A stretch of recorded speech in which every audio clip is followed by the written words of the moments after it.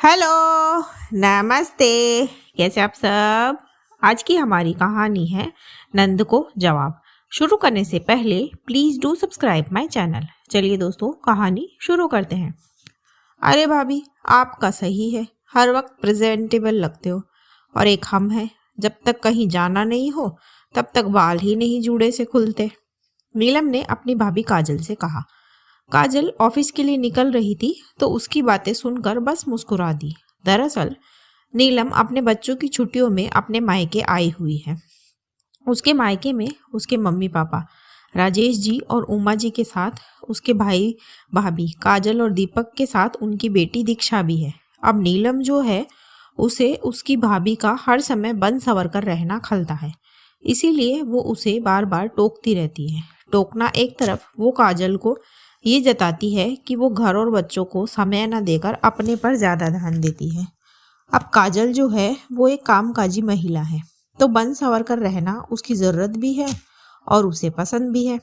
फिर 2 से 3 दिन के बाद जब काजल ऑफिस से लौटी तब नीलम और उमा जी हॉल में बैठे थे। उसे देखते ही नीलम बोली, अरे भाभी, कहीं जा रहे हो क्या? तब काजल बोली, नहीं दीदी, क्यों? अरे आपने आईब्रो करवाई है और हेयर कट भी। तब काजल बोली, हाँ दीदी, वो बाल और आईब्रो काफ़ी बढ़ गए थे तो आज ऑफिस से आते हुए सोचा करवा लूँ, तो आते समय पार्लर होते आई। फिर नीलम बोली, आप सही हो भाभी, यहाँ तो कहीं जाना नहीं हो तो आईब्रो तक नहीं बनती, हेयर कट तो भूल ही जाओ। आप तो बस अपना ही सोचते हो। ठीक भी है, आजकल का ज़माना ही ऐसा है, पहले अपना सोचो फिर किसी और का। तब उमा जी बात को संभालते हुए बोली, अरे नीलम, ऐसे क्यों बोल रही हो? वो बाहर जाती है तो खुद पर ध्यान देना जरूरी है। फिर नीलम कुछ ना बोली।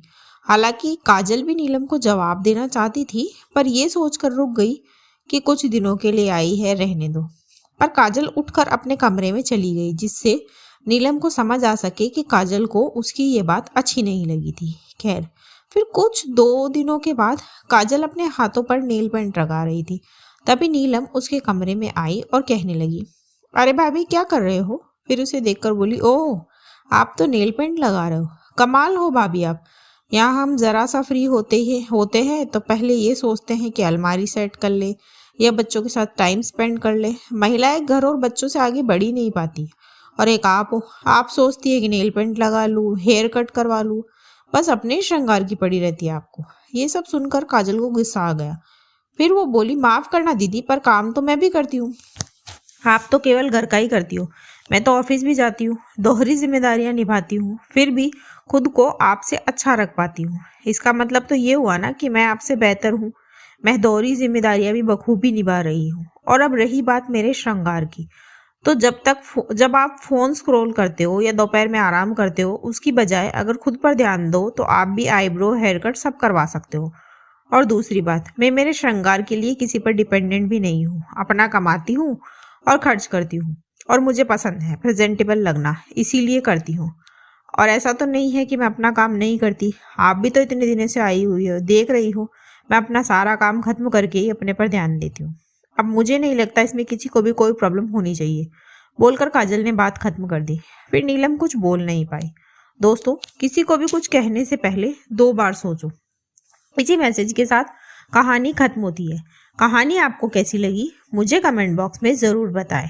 ऐसी ही और कहानियाँ सुनने के लिए मेरे चैनल KNY के हिंदी कहानियाँ को सब्सक्राइब ज़रूर करें। थैंक यू सो मच दोस्तों, thanks for watching. Do like, share and subscribe my channel. Thank you so much.